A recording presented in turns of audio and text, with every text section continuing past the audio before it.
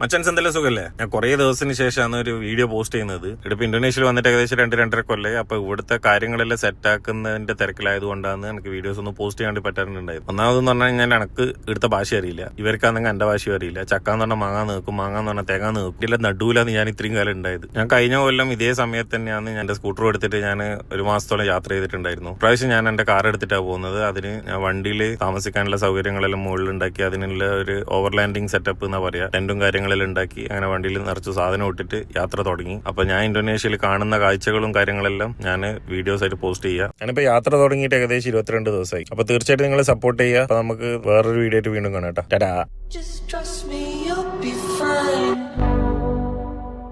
And when I'm back in Chicago, I feel it.